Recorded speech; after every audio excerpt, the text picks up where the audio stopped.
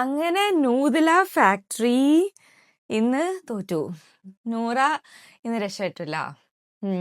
ഞാൻ പറഞ്ഞു ഡിപ്ലോമാറ്റിക് വേ അത് ഒരു ഇത് നമ്മളൊരു ഹാൻഡിൽ ചെയ്യുന്ന ആൾക്കാരെ ഹാൻഡിൽ ചെയ്യുന്ന വേയും കൂടിയാണിത്. സ്മാർട്ട് ഗെയിമാണിത്. അല്ലാതെ ജസ്റ്റ് ഒരു ഫാക്ടറിയിലെ കണ്ടന്റ് ഉണ്ടാക്കുക അങ്ങനെയല്ല. ഇത് സ്മാർട്ട്ലി ഹാൻഡിൽ ചെയ്യണം, എന്നാലേ ഈ ടാസ്ക് പൂർത്തീകരിക്കാൻ പറ്റൂ. അത് പല രീതിയിലും ചെയ്യാം. ഓക്കെ, അക്ബറിന് ഇന്ന് ഗെയിം മനസ്സിലായിട്ട് കളിച്ചിട്ടുണ്ട്. സത്യം പറയാലോ, അക്ബറാണ് ഇവിടെ ഗെയിം ലീഡ് ചെയ്തതെന്ന്. അത് നൂറ് അതിൽ പെട്ടുപോയി. നൂറ് അത് ഹാൻഡിൽ ചെയ്യാൻ പറ്റില്ല നൂറെ കൊണ്ട്. അവിടെ അഗ്രസീവായിട്ട് ഇരുന്ന് ഹാൻഡിൽ ചെയ്യലല്ല പണി. അവിടെ തട്ടിപ്പറിക്കലോ അതൊന്നും അല്ല. അയ്യോ, അതൊക്കെ ഞാൻ പേടിച്ചോട്ടോ. ഞാൻ വിചാരിച്ചാൽ എന്തായാലും മുറിവൊക്കെ പറ്റിയിട്ടുണ്ടല്ലോ, കൈ മുറിഞ്ഞിട്ടുണ്ട്, അതല്ല. പക്ഷെ എന്നാലും കുറച്ച് കൂടുതൽ അങ്ങനെയല്ല അത് ഹാൻഡിൽ ചെയ്യേണ്ടത്. അവിടെ ഈ പറഞ്ഞ ജിഷിനും ബിന്നിക്കൊന്നും ശരിക്കും പറഞ്ഞാൽ ഇതിന്റെ ആക്ച്വൽ റിസൾട്ട് വരുമ്പം ഇവരൊക്കെ എന്തായിരിക്കും, ഇവർക്ക് വിഷമാവൂലേ? കാരണം ഇവര് നൂറയുടെ കൂടെ നിൽക്കുന്നത് ഗോൾഡ് കോയിൻ കിട്ടാനും അങ്ങനെയൊക്കെ ചിന്തിച്ചിട്ടാണ്. പക്ഷെ നൂറയ്ക്ക് കിട്ടുന്ന അഡ്വാൻറ്റേജ് അവർ കേൾക്കുമ്പം അവരൊക്കെ വിഷമിച്ചു പോവും. കാരണം ഇത്ര സിൻസിയറായിട്ട് ചപ്പൽ ഉണ്ടാക്കാൻ നിന്നു കൊടുത്ത ആൾക്കാർ വേറെ ആരുമില്ല. ബിന്നിയൊക്കെ ഭയങ്കര സിൻസിയർ ആയിരുന്നു.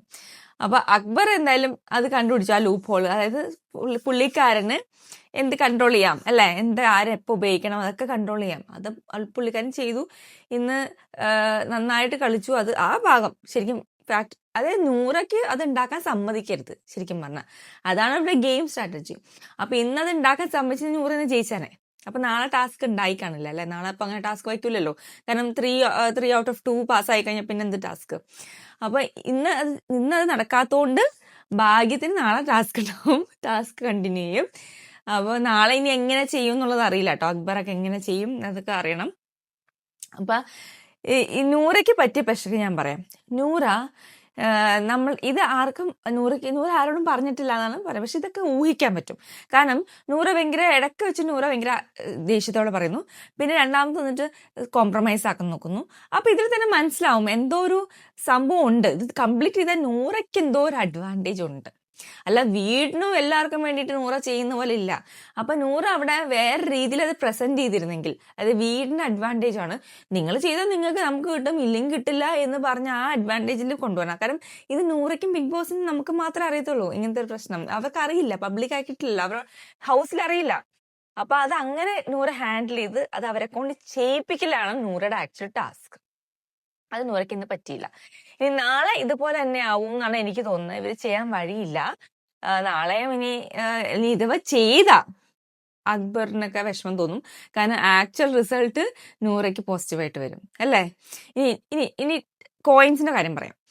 കോയിൻസ് ഇന്നലത്തെ ടാസ്കിൽ അവർ കുറച്ച് കോയിൻസ് കൊടുത്തിട്ടുണ്ടായിരുന്നല്ലോ. അത് പിന്നെ സർക്കസ് ടീമിന് കിട്ടിയിട്ടുണ്ടായിരുന്നു അല്ലേ, ഓർമ്മയുണ്ടായിരുന്നു. അതിൽ കുറച്ച് പേര് പിന്നെയും വെച്ചിട്ടുണ്ട്.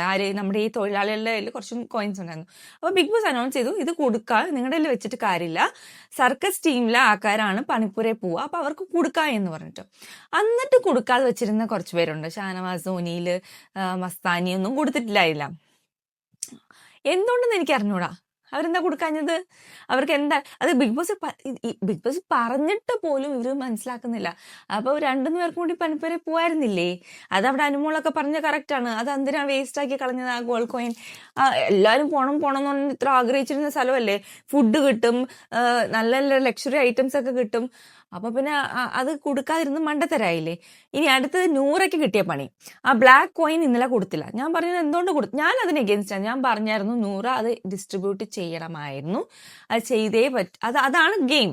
അല്ലാതെ കയ്യിൽ വെച്ചിട്ട് ഡിപ്ലോമാസി കളിച്ചിട്ട് അവിടെയല്ല ഡിപ്ലോമാസി കളിക്കേണ്ടത്. പുള്ളിക്കാരി അവിടെ സേഫ് ഗെയിം കളിക്കാൻ നോക്കി. അതായത് ബ്ലാക്ക് കോയിൻ കൊടുത്തിട്ട് ആരെയും മുഷിപ്പിക്കണ്ടല്ലോ എന്നുള്ള തോട്ടിലാണ് പുള്ളിക്കാരി ചെയ്തെങ്കിൽ അത് ഇന്ന് ബാക്ക് ഫയർ ചെയ്തല്ലോ.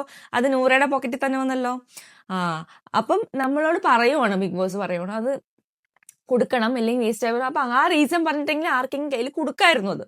അതെന്തായാലും കൊടുക്കണം. അത് അക്ബറിന് കൊടുത്തിരുന്നെങ്കിൽ ആരും ഒന്നും ചോദിക്കില്ലായിരുന്നു. കാരണം അക്ബർ അത് ചെയ്തു എന്ന് പറഞ്ഞിട്ട് കൊടുക്കുക, അല്ലെങ്കിൽ വേറെ ആളുടെ മോശമായിട്ട് ചെയ്ത ആളുടെ കയ്യിൽ കൊടുക്കുക, എന്തെങ്കിലും ചെയ്യായിരുന്നു. പക്ഷെ നൂറ ചെയ്യാത്തോണ്ട് നൂറയ്ക്ക് ഇന്ന് പണി കിട്ടി. ആ 2 കോയിൻ നൂറയുടെ കയ്യിലാണ്. ഇനി നൂറേക്കാളും കൂടുതൽ കോയിൻസ്, ആ ബ്ലാക്ക് കോയിൻസ് ആരുടെയും കയ്യിൽ വരുവാണെങ്കിൽ അവർ നോമിനേറ്റ് ആവും. അത് നൂറയ്ക്ക് ഇനി ചാൻസ് ഉണ്ടല്ലോ. നാളെയും കിട്ടില്ല. നാളെ ഇനി ഒരെണ്ണേ കിട്ടുള്ളെങ്കിലോ. ഒരു കോയിനെ കിട്ടുള്ളെങ്കിൽ ഒരു ബ്ലാക്ക് കോയിൻ തരുമോ? ഇനി ബിഗ് ബോസ് തന്നില്ലെങ്കിലോ? ഇന്ന് 3 ബ്ലാക്ക് കോയിൻ കൊടുത്തായിരുന്നു. ആ 3 ഡിസ്ട്രിബ്യൂട്ട് ചെയ്തു. ഒന്ന് രണ്ട് അഭിലാഷിനും ഒന്ന് നമ്മുടെ അക്ബറിനാണ് കൊടുത്തത്. അപ്പൊ 2 ഇപ്പം 100 ഡേയിലുണ്ട്. ഇനി ഇവരിൽ ആർക്ക് ആണ് ഹയസ്റ്റ് കോയിൻസ് കിട്ടുന്നത് അവർ നോമിനേഷനിലേക്ക് പോകും എന്നുള്ളതാണ് കറക്റ്റ്. അപ്പൊ 100 ഞാൻ ഇന്നലെ പറഞ്ഞു, 100 വെറുതെ ആ ബ്ലാക്ക് കളഞ്ഞു, ബ്ലാക്ക് കൊടുത്ത് 100യുടെ പവർ, അതായത് 100 ബ്ലാക്ക് ഇരിക്കരുത്, അതങ്ങ് തീർത്തേക്കണം. ഇപ്പൊ 100 വന്നില്ലേ, അവിടെ പറ്റിപ്പോയി. അപ്പൊ 100 ശരിക്കും പറഞ്ഞാൽ മനസ്സിലായ അത് ഈ ടാസ്ക് കുറെ നാളായില്ലേ ഇവര് കളിച്ചില്ല, അതുകൊണ്ടായിരിക്കും മനസ്സിലാവുന്നില്ല, ഇവർക്ക് ആർക്കും മനസ്സിലാവുന്നില്ല. ശോചനീയ അവസ്ഥയാണ്. ഷാനവാസൊക്കെ ഇന്ന് കിളി പോലെ നടക്കുന്നുണ്ടായിരുന്നു കേട്ടോ. ടാസ്ക് എന്താ, ആരുടെ കൂടെ നിൽക്കണം എന്ന് ആലോചിച്ച് ഷാനവാസ് ഇങ്ങനെ ഇരിപ്പുണ്ടായിരുന്നു. ഒരു വർത്താനം ഒരു മിണ്ടാട്ടവും ഇല്ലാത്ത ഷാനവാസ്.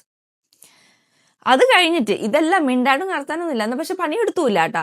അക്ബറിന്റെ കൂടെ പോയി ഇരുന്നിട്ട് പറഞ്ഞു, ഞാൻ കമ്പനിക്ക് എഗെയിൻസ്റ്റും അല്ല, എന്നാൽ ഞാൻ യൂണിയന്റെ എഗെയിൻസ്റ്റും അല്ല, അതുകൊണ്ട് അങ്ങനെ ഇരുന്നു. ലാസ്റ്റ് പോയിട്ട് നമ്മുടെ 100യുടെ പിണക്കം എന്താണ്, കോയിൻ കൊടുത്തില്ല എന്ന് പറഞ്ഞിട്ട്.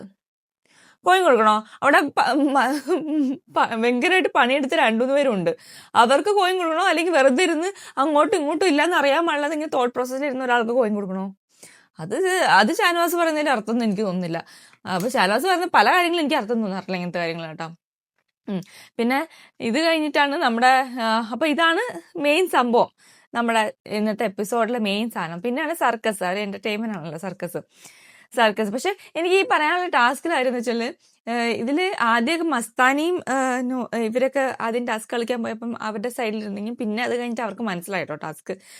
മസ്താനിക്കും ആർക്കാണ് ലക്ഷ്മിക്കും മനസ്സിലായിട്ടുണ്ട് ടാസ്ക് ഈ സൈഡിലാണ് കുറച്ചും കൂടി ബെനിഫിറ്റ്, അവർക്ക് മനസ്സിലാവാതെ കളിച്ചത് ഷാനവാസ് മാത്രമേ ഉള്ളൂ. അപ്പൊ ഇനി അത് കഴിഞ്ഞ് സർക്കസിലേക്ക് വരാം. സർക്കസ് ആയിരുന്നു, പിന്നെ അതിലെല്ലാവരും നന്നായിട്ട് കളിച്ചു.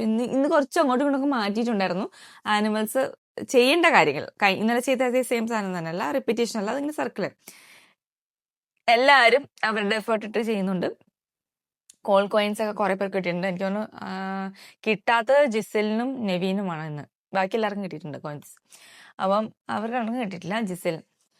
അത് കഴിഞ്ഞിട്ടാണ് പിന്നെ മെയിൻ ഇഷ്യൂസ് ഉണ്ടായത്. അല്ല, ആദ്യത്തെ ഇഷ്യൂ ഉണ്ടായത് നമ്മുടെ എന്താണ്, എനിക്ക് ഒരു ഇഷ്യൂ മനസ്സിലായില്ല. നെവീനും നമ്മുടെ അനുമായിട്ട് എന്തോ ഇഷ്യൂ ഉണ്ടായിരുന്നു, അതെനിക്ക് എന്താണെന്നൊരു പിടുത്തമില്ല കേട്ടോ.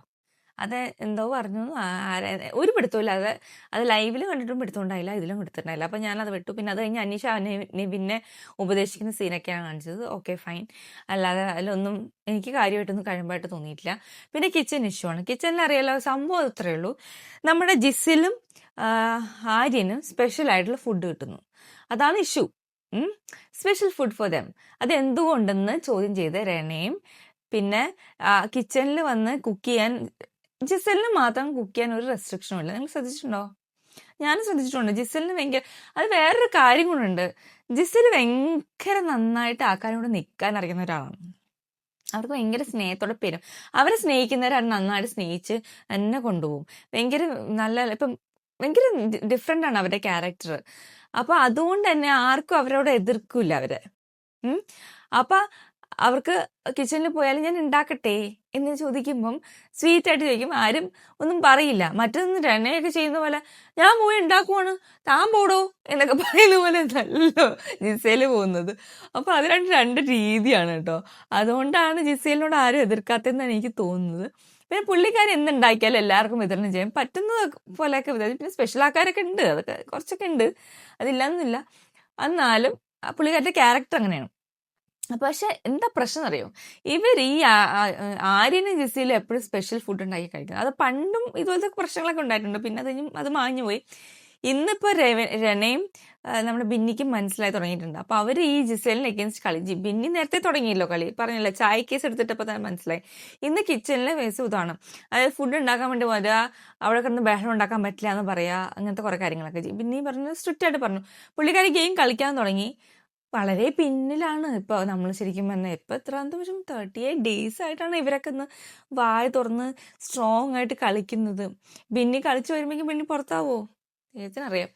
ഓക്കെ, അപ്പം ഇവര് കളിച്ചു തുടങ്ങി. റെനയ്ക്ക് മനസ്സിലായി, റെന ഇപ്പൊ ഒന്നിനുമില്ല. ഒന്ന് ആലോചിച്ച് നോക്ക്, ആ കുട്ടിക്ക് ഒരു ഗോൾഡ് കോയിൻ പോലും കിട്ടുന്നില്ല. ഒന്നും കിട്ടുന്നില്ല. പാവം തോന്നും കേട്ടോ. ശരിക്കും എനിക്ക് സങ്കടം തോന്നി.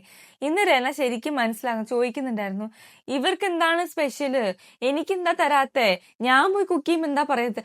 അപ്പൊ അവർക്കൊക്കെ ഇപ്പോഴാണ് മനസ്സിലായി തുടങ്ങുന്ന കാര്യങ്ങൾ. നമ്മൾ ഒരാളുടെ അടിയിൽ നിന്നിട്ടൊന്നും കാര്യമില്ല.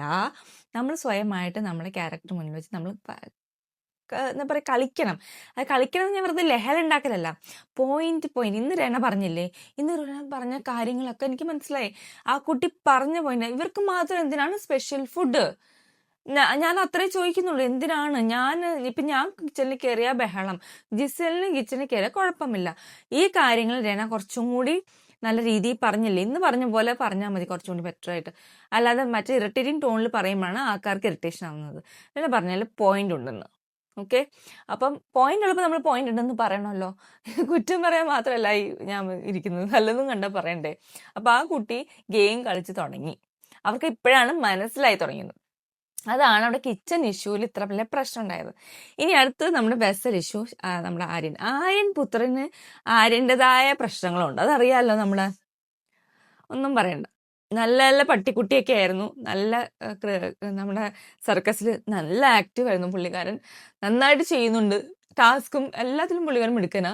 പക്ഷെ നമ്മുടെ മാനുഷികമായിട്ടുള്ള കാര്യങ്ങളൊക്കെ ഉണ്ടല്ലോ, നമ്മുടെ കിച്ചണിൽ പെരുമാറുക, ബാത്റൂം, അങ്ങനത്തെ ചില കാര്യങ്ങളൊക്കെ പുള്ളിക്കാരൻ വളരെ പിന്നോട്ടാണ്. ആൾക്കാരോട് പെരുമാറുക. ഇന്ന് അവിടെ വെസൽ വെച്ചിട്ട് പോയി. അതിനുശേഷം വന്ന് ചൂടായിട്ട് പറഞ്ഞു, നിന്റെ പാത്രമാണ്, കഴുകണം. അപ്പൊ പറഞ്ഞാൽ മതി, ഞാൻ കഴുകാന്ന് പറഞ്ഞു. കഴിയാൻ മതി, മിണ്ടാതെ കഴിയാൻ മതി. അതിനവിടെ എൻ്റെ അല്ല എന്ന് പറഞ്ഞ് തുടങ്ങിയതാണ്. അത് അക്ബറിനോടും പോയി പറഞ്ഞു എൻ്റെ അല്ല, പക്ഷെ ആക്ച്വലി ആര്യൻ്റെ ആണത്. അത് കഴിഞ്ഞ് അക്ബറിനോട് അത് കൺഫസ് ചെയ്യുന്നുണ്ട്. അപ്പൊ അക്ബർ ചോദിക്കുന്നുണ്ട്, ഇപ്പൊ നീ എന്തിനാണ് എന്നോട് നോണ പറഞ്ഞത്, അന്നേരം പറയണ്ട എൻ്റെ തന്നെയാണെന്ന്. കാരണം അവിടെ വേറെ പ്രശ്നങ്ങൾ വേറെ ഉണ്ടാവുമല്ലോ. അതാണ് പ്രശ്നം. ആര്യന് ചെറിയ ചെറിയ പ്രശ്നങ്ങളാണ് ആ കുട്ടി ഉണ്ടാക്കുന്ന പ്രശ്നം. കുറച്ച് വായടച്ച് വെച്ചാൽ കഴിഞ്ഞാൽ ആ പ്രശ്നങ്ങൾ ഇല്ലാതെയാവും. പിന്നെ അനീഷിനെ കുറേ ഇതാക്കുന്ന കാര്യമില്ല. അനീഷ് പറയുന്ന പോയിന്റുകൾ ഇടയ്ക്കുണ്ട്. അത് ആൾക്കാരിലേക്ക് എത്തുന്നുമുണ്ട്. അത് ആര്യന് എഗെയിൻസ്റ്റ് ആയിട്ടുള്ള പോയിന്റ് ആകുമ്പോൾ ഉണ്ടല്ലോ, പെട്ടെന്ന് ആൾക്കാർക്ക് അങ്ങോട്ട് ദഹിക്കും. അതാണ് പ്രശ്നം. ആര്യൻ ഓൾറെഡി ആ ഒരു നെഗറ്റീവ് ഇമേജ് വന്നുപോയി. ഇനി അത് മാറ്റിയെടുക്കണം. ആര്യന്റെ കുറെ നല്ല കാര്യങ്ങൾ പുറത്തു വരുമ്പം അത് മാറും. പക്ഷെ കാണിക്കണം, എന്നാലേ മാറുള്ളൂ. അപ്പൊ അങ്ങനെ വെസൽ ഇഷ്യൂ വന്നു. ഈ വെസൽ ഇഷ്യൂ വന്നതിന് ശേഷമാണ് നമ്മുടെ റെനയും ബിന്നിയും വീണ്ടും ഇരുന്ന് സംസാരിക്കുന്ന ആ ഒരു സംഭവം കാണിക്കുന്നത് കേട്ടോ. അതിലാണ് അവർ കുറച്ചും കൂടി ഡിസ്കസ് ചെയ്ത് ക്ലാരിറ്റി വരുത്തുന്നത്. അപ്പൊ അതിൽ നമ്മുടെ അനീഷ് പറയുന്നുണ്ട്, ഇനി മേല ഇവർ പറയുന്നത് വെച്ചാൽ ഇവർക്ക് ഫുഡ് കിട്ടത്തില്ല, ലാസ്റ്റ് ആകുമ്പോൾ മെച്ചമില്ല, ഇവർക്ക് ലാസ്റ്റ് തികയാത്തോണ്ട് ഇവർ ഉണ്ടാക്കുന്നതാണ്. പക്ഷെ ഇവർ എപ്പോഴും ചെയ്യുന്നുണ്ട്, ഒരു പ്രാവശ്യം എന്നല്ല, അവരെപ്പോഴും ചെയ്യുന്നുണ്ട് ഇതുപോലെ. അപ്പൊ ഇവര് പറഞ്ഞു, അപ്പൊ അനീഷ് പറഞ്ഞു, എന്നാ പിന്നെ ഇനി തൊട്ട് ഇവര് കഴിച്ച ശേഷം ഇവർക്ക് ആദ്യം വിളമ്പാ, അത് കഴിഞ്ഞിട്ട് നമ്മൾ കഴിച്ചാൽ മതി. നല്ല പോയിന്റാണ് അനീഷ് പറഞ്ഞത്, കറക്റ്റ് പോയിന്റ് അല്ലേ. എപ്പോഴും ഇവർക്ക് മാത്രം ഭക്ഷണം തികയാതെ വരുന്ന എങ്ങനെയാണ്? അതെന്തോ ഒരു ഉടായിപ്പല്ലേ. എന്നിട്ട് ഇവര് ആലു പൊറാട്ട ഉണ്ടാക്കി കഴിക്കാം. ആലു പൊറാട്ട തന്നെ നല്ല ടേസ്റ്റ് ആണ്, ശരിക്കും പറഞ്ഞാൽ നല്ല ടേസ്റ്റ് ആണ് കേട്ടോ, അത് ഞാൻ ഇല്ലെന്ന് പറയില്ല. അത് പഞ്ചാബികൾക്ക് അവർക്ക് ആലു പൊറാട്ട ഇല്ലാത്ത ജീവിതമില്ല. നോർത്ത് ഇന്ത്യൻസ് പ്രത്യേകിച്ച് നമ്മുടെ ഫുഡൊന്നും അവർക്ക് എപ്പോഴും കഴിക്കില്ല. എത്ര മലയാളിയാണെന്ന് പറഞ്ഞാലും അവര് കഴിച്ച് ചിലപ്പോൾ ഇപ്പം അച്ഛനും അമ്മയും വേറെ വേറെ ഇതാണല്ലോ. അപ്പം ആലു പൊറാട്ട അവർക്ക് എന്തായാലും ഇഷ്ടമായിരിക്കും. എല്ലാവർക്കും ഉണ്ടാക്കാൻ പറ്റാൻ അത് നടക്കൂല, കുറച്ച് പണിയാണത്. അപ്പൊ അവര് ചെയ്യുന്ന ഒരു ഉടായ്പായിട്ടാണ് എനിക്കും ഫീൽ ചെയ്തത്. അപ്പൊ അത് അവിടെ അനീഷ് പൊടിച്ചു കൊടുത്തിട്ടുണ്ട്. ഇനി നിങ്ങളെ കഴിച്ചിട്ട് ഞങ്ങൾ കഴിക്കുന്നുള്ളൂ എന്ന് പറയുന്നുണ്ട്. അത് അതുപോലെ ചെയ്ത് പ്രാവർത്തികമാക്കിയാൽ അവരെ പിടിക്കാൻ പറ്റും. ഇല്ലെങ്കിൽ അവരിത് തന്നെ റിപ്പീറ്റ് ചെയ്യും, അവരിത് തന്നെ കഴിച്ചുകൊണ്ടിരിക്കും. നല്ല സുഭക്ഷമായിട്ടാണ് അവരൊക്കെ കപ്പിലൊക്കെ.